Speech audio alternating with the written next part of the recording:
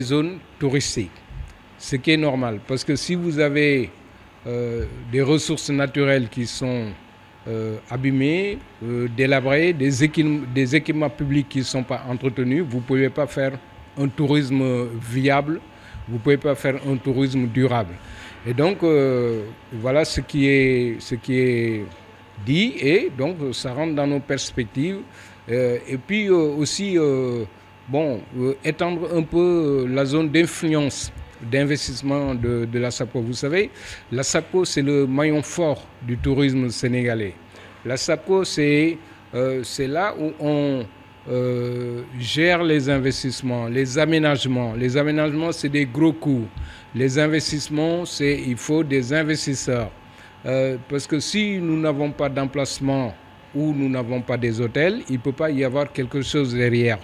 Ce qui vient, tout vient derrière. Donc la SAPCO est la locomotive du tourisme sénégalais. Et c'est pour ça, dans les perspectives, moi je dis par exemple, créons un deuxième centre touristique à la Grande Côte. Ici, nous avons à Diogo et de la zone de Kayar jusqu'à Mboro, nous avons de la place pour créer un autre Saly mieux rangé, mieux réglementé et orienté vers d'autres produits beaucoup plus responsables.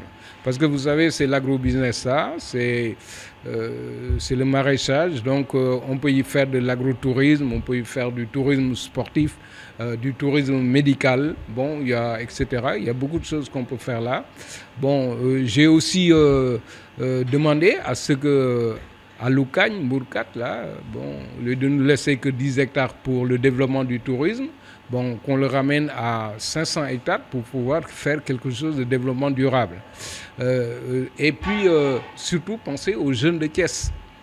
Parce qu'un hôtel, un petit hôtel, vous créez 10 emplois jeunes. Hein? Un petit campement, vous créez 10 emplois jeunes. Donc, si nous avons, par exemple, les hôtels à Nianing, Nianing, nous avons perdu 1000 lits.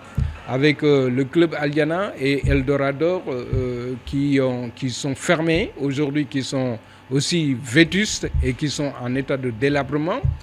Ça aussi, il faut trouver une solution là-bas, entre parenthèses, trouver une solution, voir comment remettre en état cette atmosphère là-bas, cette localité, au moins aussi pour redorer notre tourisme sénégalais.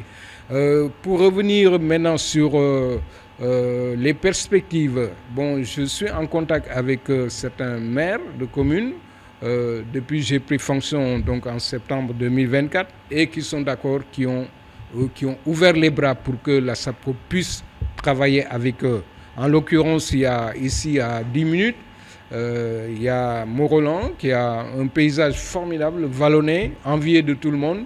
Et que, ma foi, le maire est d'accord de faire là-bas du tourisme intégré. Par exemple, un Bandiabi, c'est aussi des lodges dans les creux des vallonnés du paysage. Et donc, moi, je suis partant plutôt pour ça.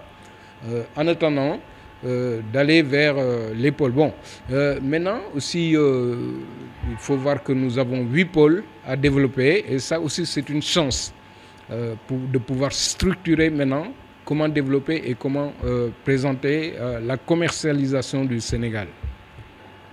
Ben, écoutez, vous savez, hein, le Maroc, nous étions au même pied d'égalité vers les années 1970. Bon, je pense que vous connaissez pas cette époque, mais je l'ai vécu parce que je venais juste de décrocher mon diplôme pour l'école hôtelière et donc j'ai quelques notions de comment ça fonctionnait.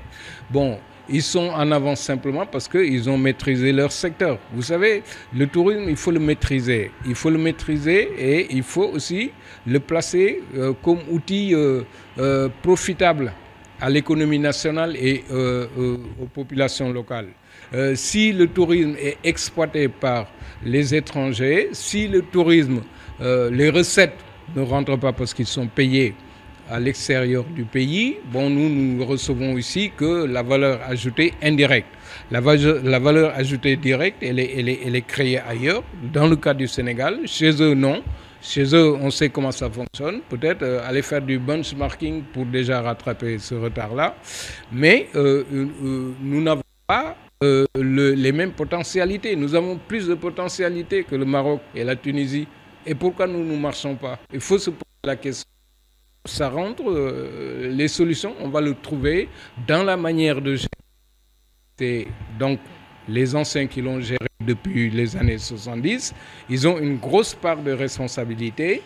Mais je crois qu'avec le nouveau gouvernement, avec le référentiel 2050, nous allons trouver des solutions idoines pour pouvoir redresser la barre. Hein.